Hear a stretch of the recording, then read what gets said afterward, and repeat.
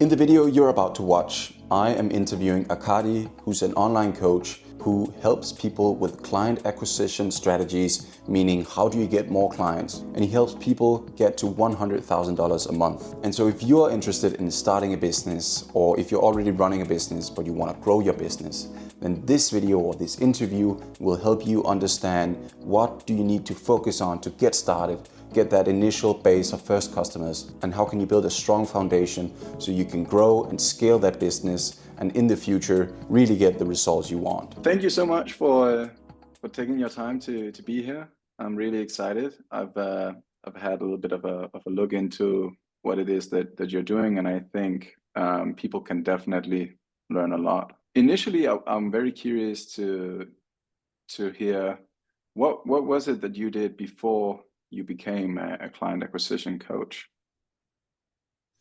That's a really good question. So before that, I worked with my wife, currently, and my ex-business partner, in a high-ticket coaching business, helping women in menopause to overcome their menopausal symptoms naturally.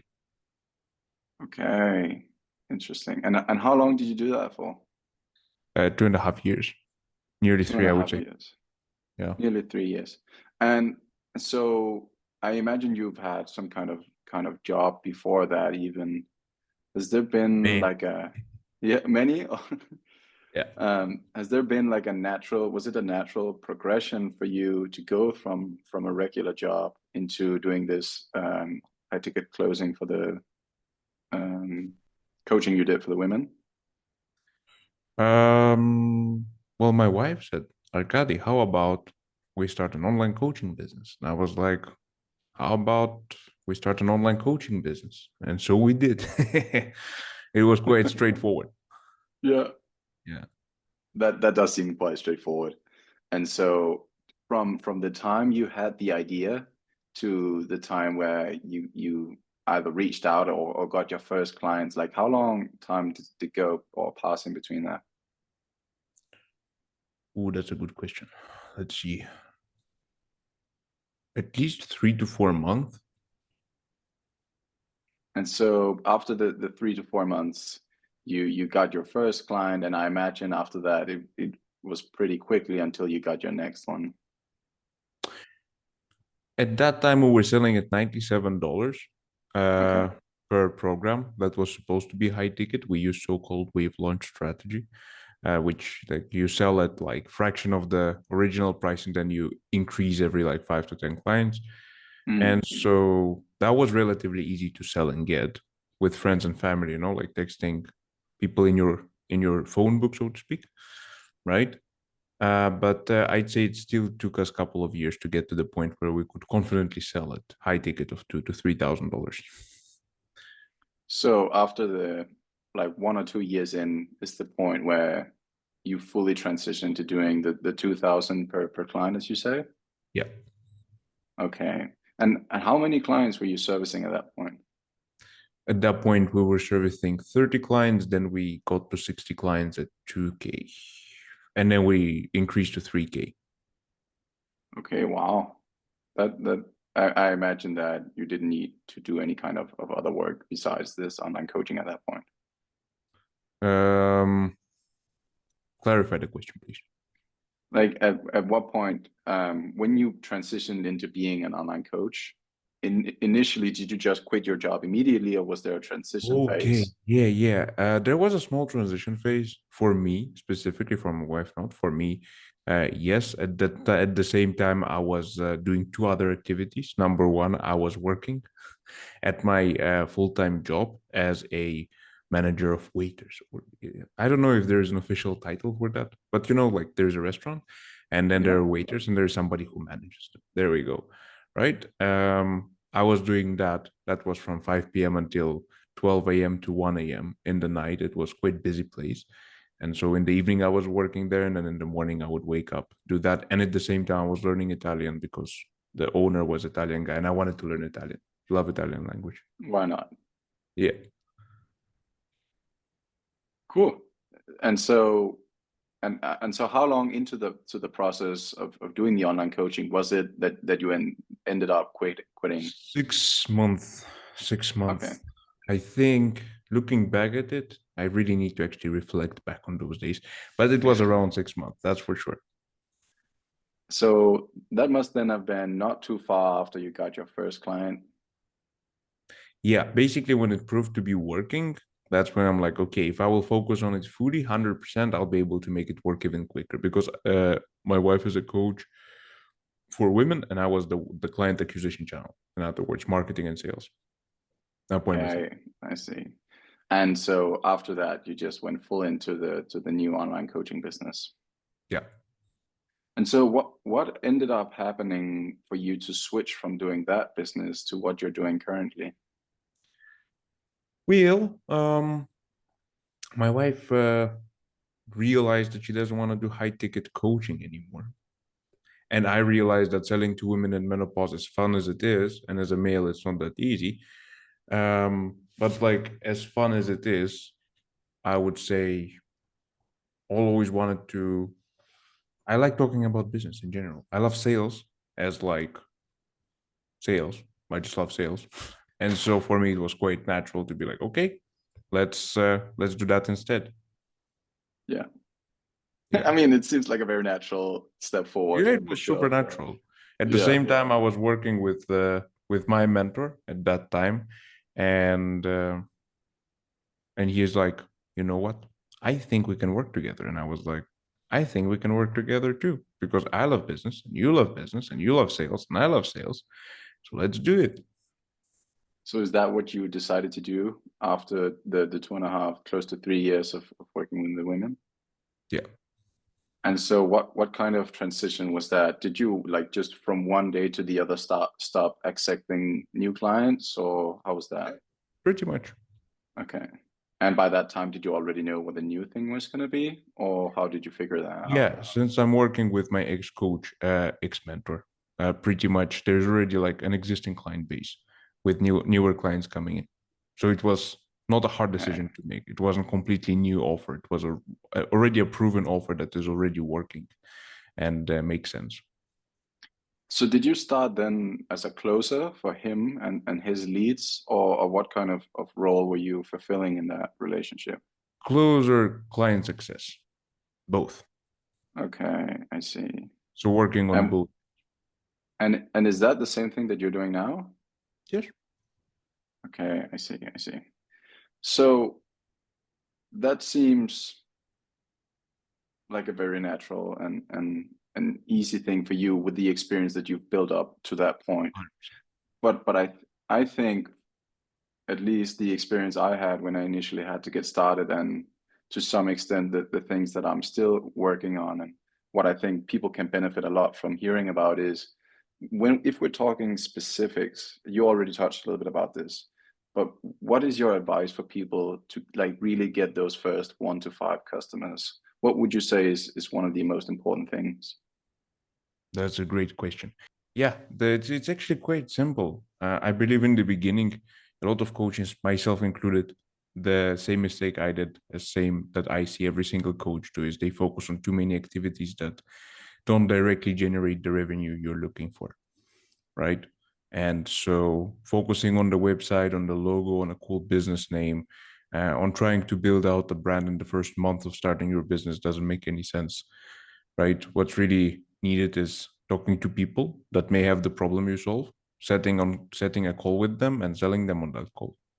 And there is really nothing that I'm aware of, if we're talking purely organically, right, that you can do to make this happen. Like those are the only three things. And then obviously delivering to them. Yeah, for sure, for sure. And so, is your advice for people to reach out to the people they have around themselves and the people they know? Or do you think that it's easier to get a hold of people online or through various other channels or platforms? What do you think is the most efficient approach? If you are lucky enough to have people who have the problem you solve around you, then that would be the easiest, because it's the easy those are the easiest people to sell to, right? Because they already have trust in you.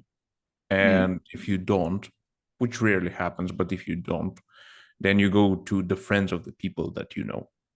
And if that's not happening, then you go online. But that's like the last resort in the beginning.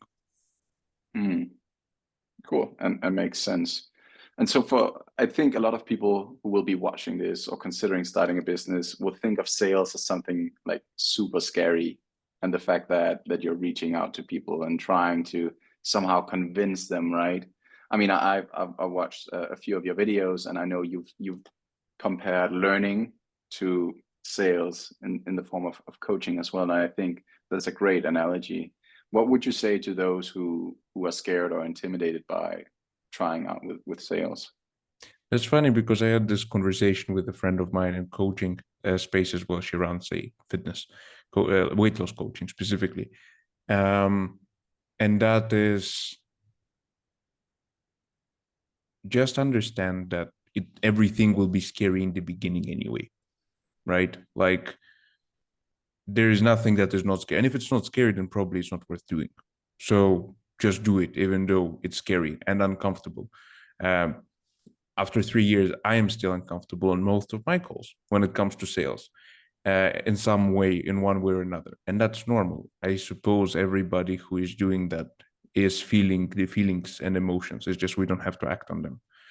Um, yeah, I would say that would be the biggest thing. If it when we talk specifically about fear, it's like just do the right thing, improve, and continuously learn.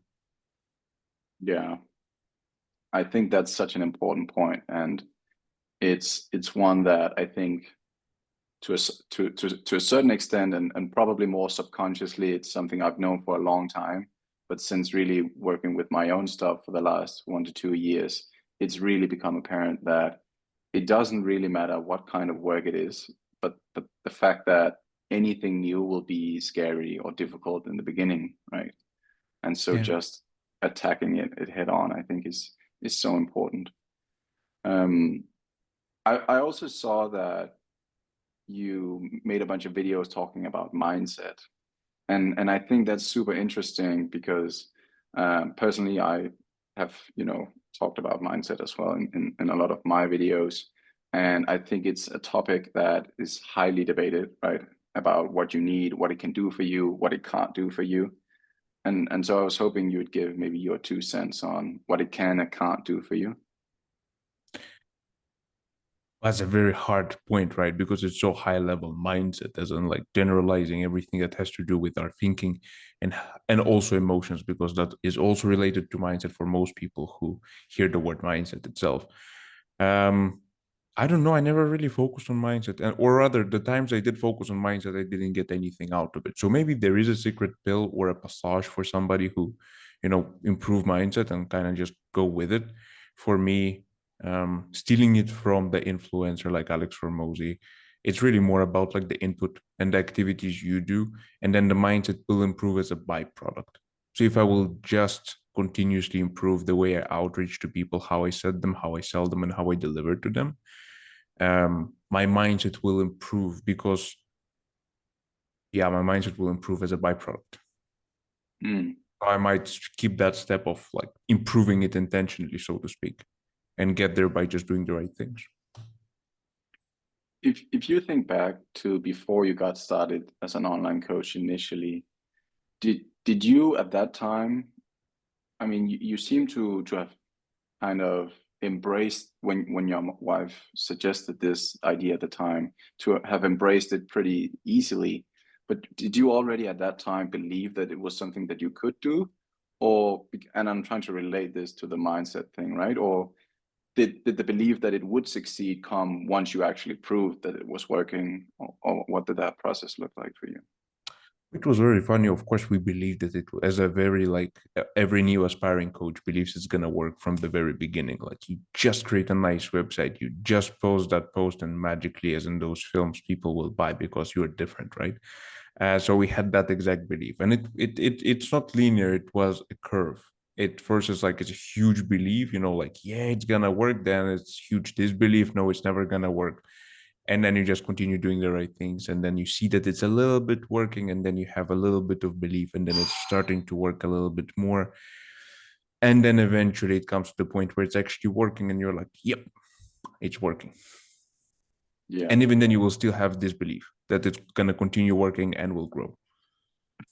Yeah, yeah, and then you probably enter into a new cycle of disbelief even, and struggling to see where you're going at that point, I would imagine as well. Yeah. Uh, because at this point, you mentioned the first online coaching was like close to 3 years. So for how long have you been doing what you're doing right now since then? Mm, the past since September, October, November, December, Okay, February. cool. 6 months. Yeah. Yeah. As like Just- officially and like intentionally. yeah. But like coaching in terms of business, I've been doing for a long while before that. And the reason I started is because everyone who I was on calls with were like, Arkad, you need to coach for life, for living. Like that's what you need to do. Because you talk about it so passionately. And I realized I've been spending 4 hours a day minimum, well, not four, but like 3 to 4 hours, pretty much daily for free, giving advice and helping people with not just giving stuff that is useless, giving stuff after which they would close their first 20K client or, increase their sales conversion. And I was genuinely happy that it was happening. Like I didn't need money from them for that. I was just genuinely enjoying myself because I had experience to share. And yeah. So at what point were you doing this? In between working as an online coach for the women and then the new thing? Yeah. Okay, I see. Yeah, I think once I mean, you mention it as passion, right? I've made a video recently talking about passion and purpose and the difference. And I think once you do find something that is a passion to you, and you also find a purpose with it, as you mentioned yourself, it's almost something that you don't mind doing for free, right? Because you're so fulfilled by doing it and the work that you do. Yeah. I'd say that's a very accurate description of how it can go. Right. Do you, no, go ahead. Yeah. Go for it. No, I was gonna ask, do you think that it's necessary to like what you're doing in order to succeed with it, or is this kind of back to the mindset of as long as you do it, even if you like it or not, you can succeed with it? I believe it's helpful if you like it. But I don't believe that it's necessary to like it in the beginning. I had to switch at least 7 different jobs before understanding what I can maybe like, and then switching 6 different offers in the coaching business itself, right? To find a niche that works. And only then to realize actually what I like talking the most about is sales and client acquisition in general, Yeah. right? And so it's like you gotta spend, I mean, I don't know, if in my case, 5 years just to understand what you like. Because rarely does someone is born with a pure understanding of I'm gonna be a business coach. Yeah, and I think it's, or I imagine at least when reaching a position like that, as you described, it seems so easy or trivial to have arrived at that, and now you're in this situation that you are, and you do the stuff that you like doing, right? But I think that a lot of people underestimate realistically how long you spend just experimenting and trying things before you find out what you are actually good at and what you actually do like doing. Yeah, years. Yeah. Years. Yeah. Do you think that's a reason for why people quit too early? Yes and no. That's one of the reasons. Definitely. Okay. Do you have any like tactical advice or specific frameworks that you use in certain periods where you face a higher extent of hardship or challenges? Or how have you handled adversity? Mm. Thankfully, I'm not doing drugs or drinking, so didn't do that. But obviously, I don't like to use the term anxiety or depression, but like feelings similar to those that we describe as anxiety or depression. Um, no, just doing and telling yourself that your feelings don't matter. Like, might be a bit cynical or straightforward, but it made me happy several times when I was faced with adversity. I would be like, But wait a minute, your feelings don't matter. Like, why would you follow them? You know logically that if you will continue doing the right thing, eventually the outcome will come anyway.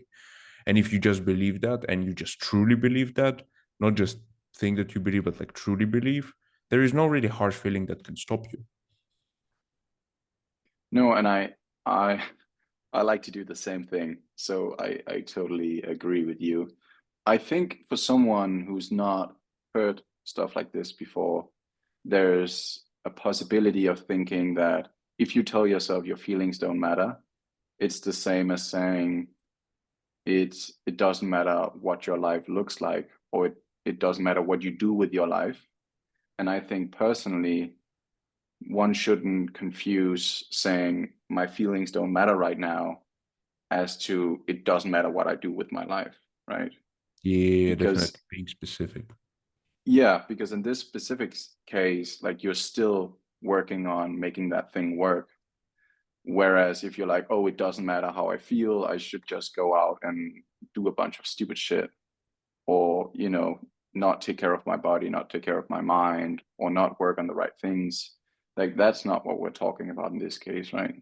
Yeah, 100%. It's more about just saying, I don't care how, I don't care about my feelings in this specific context and in relation to the activity that I'm doing. Because Yeah. those feelings usually come up from disappointment and uh, un, unregulated expectations of the outcome in many Did you cases. deal Yeah, for sure. In the first 3 to 4 months you mentioned before you got your first client, did you deal with a lot of disappointment? Like, did you have high expectations for how quickly it would work?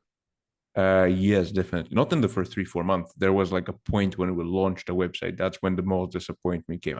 I would classify myself as an optimist in the past, uh, and so I was like, I will just build a nice website because I used to be a web designer, and we designed those amazing offers, and we had 30K followers on Instagram. And that's like a side note for everyone who has a big following and believes that they will make it just because they have a big following. We had 30K followers.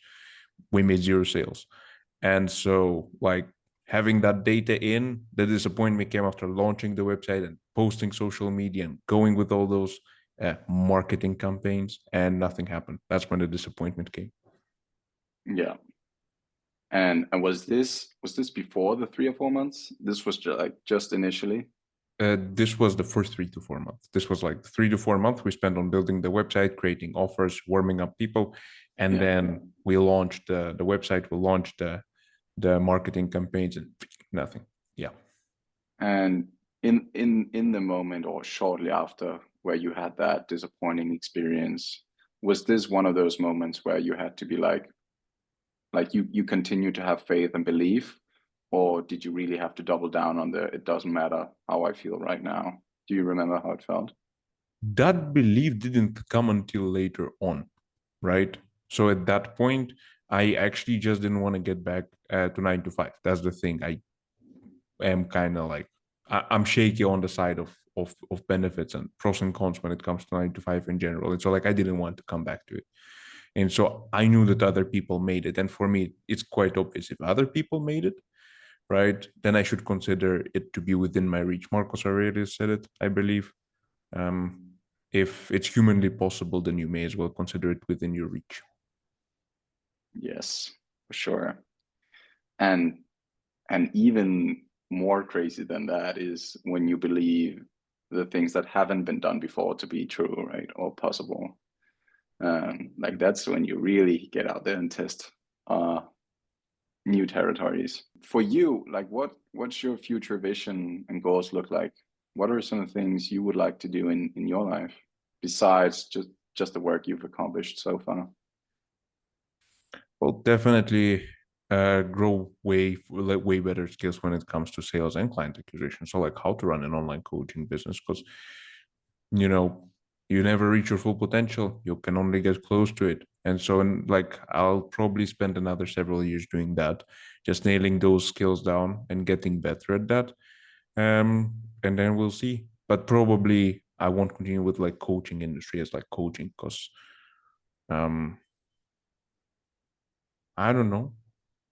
it's fun, but I'd say the most successful people that we see these days and in the past and in the coming future definitely are not coaches. They're coaches as a side thing, but they never build their main wealth through coaching. That's what they do as a like for many it's just fulfilling, right? But it's not the mainstream of income. And so if we're talking about like specifically wealth building, I think that coaching is potentially not the most scalable one of the streams or ways. Yeah, because I mean, if you're doing one-on-one or even one-to-many, it's a lot of human capital, right? That's required. Exactly. Yeah, that's something that I obviously knew going into this as well, but I have become more aware of myself as well. It's really going to turn into a recruitment and training business more so than coaching as you're doing it, right? But because if you want to scale, it's a matter of, do you have the right people and how do you operate with those people? Yeah, exactly. So it's about getting talents in.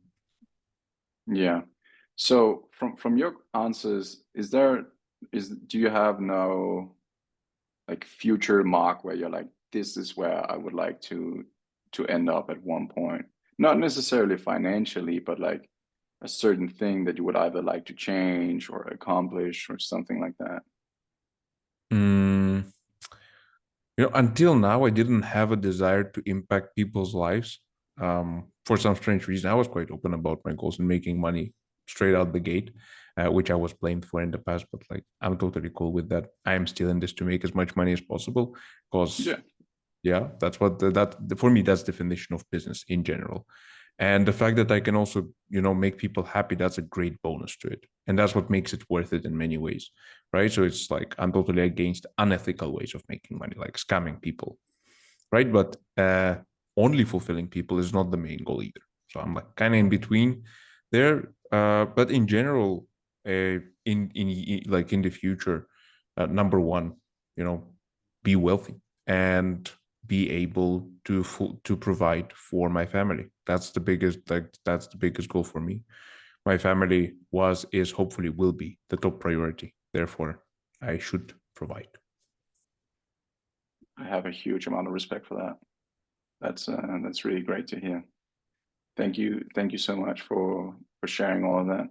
Um, it's really been valuable to me for sure to hear from someone in your position, but I'm sure also for the people who will be watching some point soon, will be able to get and gain a lot from it. So thank you a lot for that. Do you have, I mean, obviously I've asked a ton of questions at this point. Do you have some specific questions for me and anything you want to know from my side on? Definitely. Um, well, what's your backstory? How did you Yeah. come up with the idea? How did I come up with the idea? Yeah. Um, so I'm still quite young, right? But even despite my young age, I've wanted to be, let's call it an entrepreneur, founder, business owner for the last 4 or 5 years. And at the point I realized this is what I wanted to do, I was scared shitless to get started. Like I didn't know what to do. I didn't know how to do it. And I was really afraid to get started as well. Kind of the whole, do people actually want anything I would have to offer, right? And at some point I realized, inspired hugely by both Hormozi and Gary Vaynerchuk, that like no matter what I decided to start out with, I was gonna fail. And so giving myself permission and being okay with the fact that it would not work out, probably no matter what I did in the beginning, was actually one of the things that convinced me to really commit to getting started and stop trying to search for the perfect idea. And Mm, so and so initially I was on exchange as part of my bachelor's degree in Singapore. And I'd already made a goal for that year that by the end of the year or by the end of next year, I would have to have started some kind of business. It didn't matter what it was, didn't matter what idea it was. I just needed to start something, right? Because otherwise I knew I would never, like, I could continue pushing it off. And so while I was away and I got these inspirations externally, I was like, what can I help people do? And I was like, okay, well, I'm quite self-disciplined, and I think I'm a decent teacher, and I think I can help people change their own lives. And so, and it actually coincided with the fact that I was planning to go home and like change a big part of my wardrobe. And then I thought, why don't I just make or design clothes that represent values that I would actually wear? And so I ended up designing like 3 t-shirts, which had like Japanese signs for power, legacy, and discipline, which really resonated with me. And I started the business, called it Discipline Apparel. Um, was super excited. I recorded videos even from the first day, made the website, got everything set up, and I was like, now it's gonna work, right? Just like you talked about. And obviously nothing happened, right? I didn't even have a following at that point, and barely do now. And so I continue with that for I would say 8 months or so before I realized that one, I'd done a bunch of testing in between then, like running different kinds of ads, reaching out, trying giveaways and various stuff. And then I kind of realized that one, I don't want to run a clothing business. I like wearing the stuff that I've designed, but I'm not that interested in actually selling it. And two, this is definitely not going to be the most leverageable way for me to make money.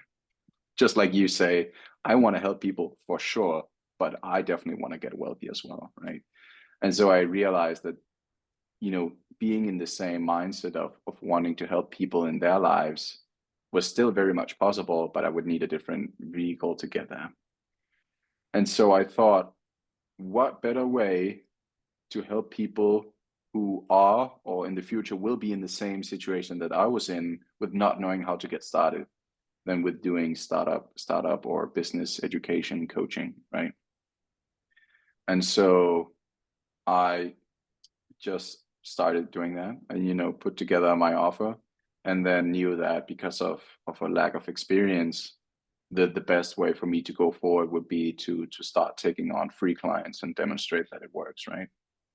Hmm. And so I've been doing that for the past year and a half or so, really building up my experience, and I'm still doing that, working with a range of clients right now, and I'm probably gonna accept one more round free clients and then start charging after that. But at that point, like with the things I already know by now, like I know for sure that I will be able to guarantee the offer, right? And so for me, start getting started and being okay with doing the free work and seeing how much I'm learning from doing that, and making the adjustments, while I'm working, and really realizing what it takes is what is actually going to allow me in the soon future to start, living off of it probably.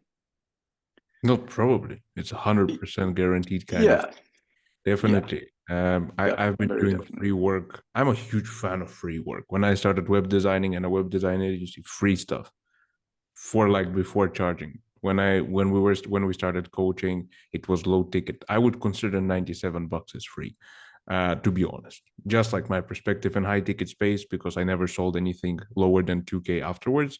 Yeah, 97 is kind of free. So yeah, like same thing. Coaching and sales. I've been doing sales role plays with people for half a year for free.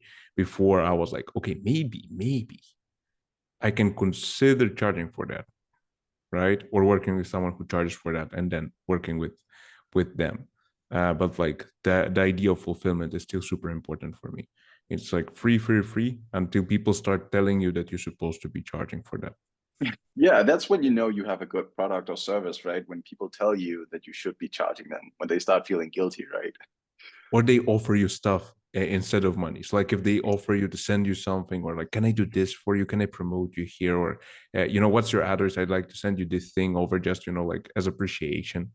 Or send Yeah, you or send you friends and people. That's like a sign that you can start charging, and charging real money for that, yeah, for sure, for sure. because reciprocity. And reciprocity, yeah. Is that from the art of persuasion? Because I know it's in the psychology. is it called the psychology of, no, that's a different one, right? But influence, the psychology of persuasion, definitely has reciprocity as one of the principles. A really Yeah, great that's like, book as well. yeah, for me, it was a personal experience that just embedded it in my mind, like the power of reciprocity. Like when people Yeah, actually want to give you stuff that you feel uncomfortable taking it.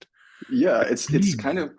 It's kind of crazy how you can actually force someone to feel like they owe you something, right? By just giving out free value, and then they're like, stop, stop. Like, I have to give you something in return for this. Yeah, It's that's the when you point. start Yeah, experiencing that, it's yeah, you it you feels know good. you're doing something well. Exactly, 100%.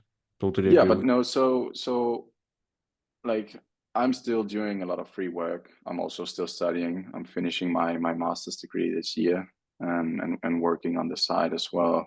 But Which like subject? Master degree in what? it's called Business Administration and Information Systems. I'm in Copenhagen, located in Copenhagen. Ah, that's But it's really, business economics and IT is simple answer. learning, Um, learning and practicing at the same time. I see.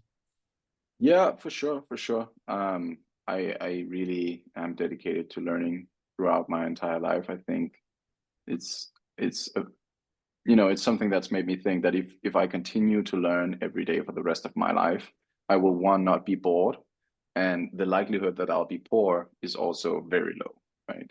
Yeah, And having that so why not confidence that no combine? matter what happens, you'll make it happen. Yeah, That's like one of the biggest leverages you can have.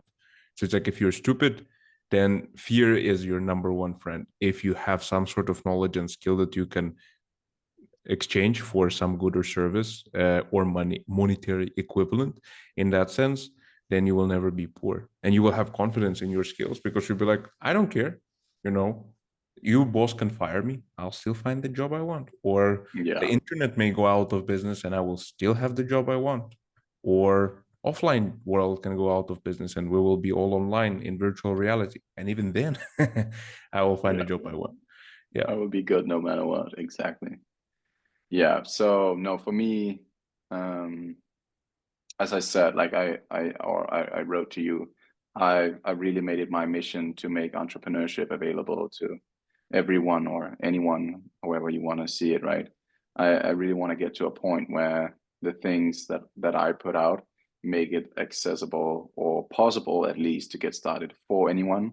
That's not to say that anyone should do it or everyone should do it, but at least it is a possibility that everyone can get started easily. That's, I would love to get to a point like that, because as someone who's been in business school, or academic business school at least, for close to 5 years, I'm heavily disappointed with the lack of practicality and usefulness of it.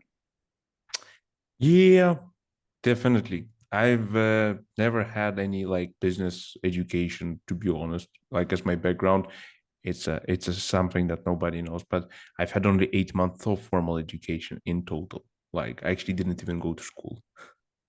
Um, I'd never say it would have it affected me in a sense like online space is taking over and data supports that as well. Like online Yeah, education and practical education becomes way more popular, and it's not far that governments will accept it as a part of formal education as well. yeah.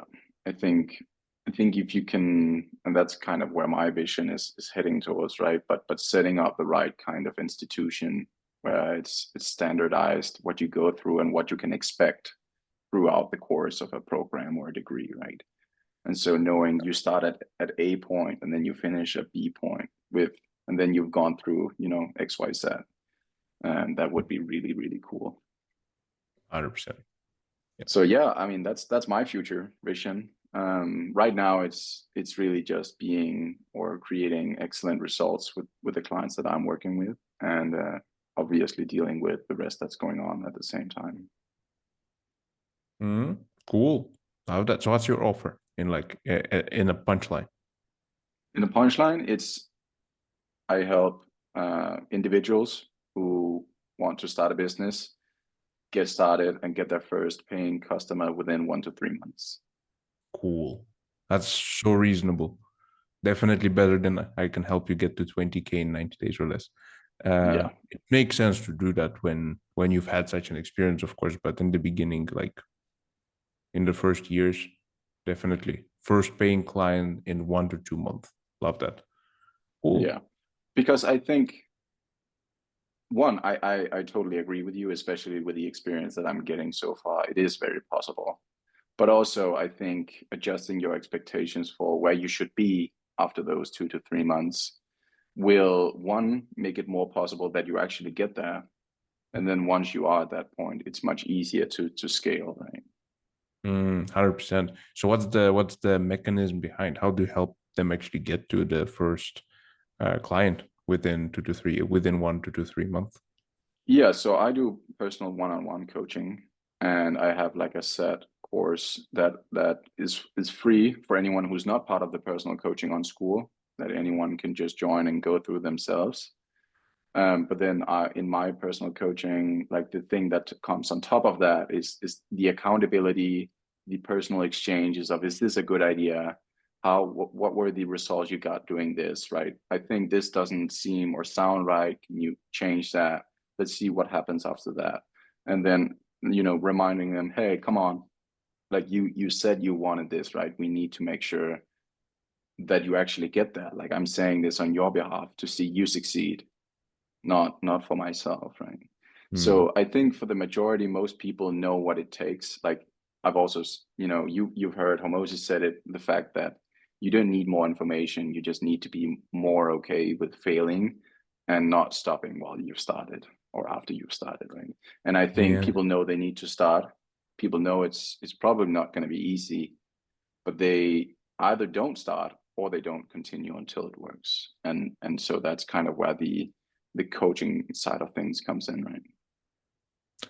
It's also feeding the ego side of things. Like the moment you become entrepreneur, all of a sudden you can call yourself an entrepreneur, even though you Yeah, walk yourself and make a video, and that's the yeah, only business activity you did exactly. throughout the week. But you can still call yourself an entrepreneur because you're working on the business. Um, yeah, that's like a big part of it. So like I'd say It's also adding focusing on the most important activities that actually generate revenue. Yes, yes, and that's so important. And obviously, just getting more experience, something that I've become much more aware of myself as well. It's so funny you mentioned the ego and the title of entrepreneur thing, right? And it's definitely a trend or a fad right now that people have like in their profile bios that they're entrepreneurs, or they like to call themselves entrepreneurs. And I mean, the people who do awesome stuff truly deserve the respect of calling themselves entrepreneurs. Yep. I think for me, the title also had some kind of cool value attached to it before I got started. And after you kind of realize what it takes to actually do something cool or awesome or value creating, the title really loses its value as a status symbol, at least, right? Like Yeah. I have no need now to call myself really an entrepreneur. It's much more, the usefulness of it is much more in terms of communication, and for someone who also kind of knows what goes behind those words, right, or follows those words. Definitely. um, Yeah. but I think it's a funny transition, and one that's difficult to kind of embody before you've had that kind of experience.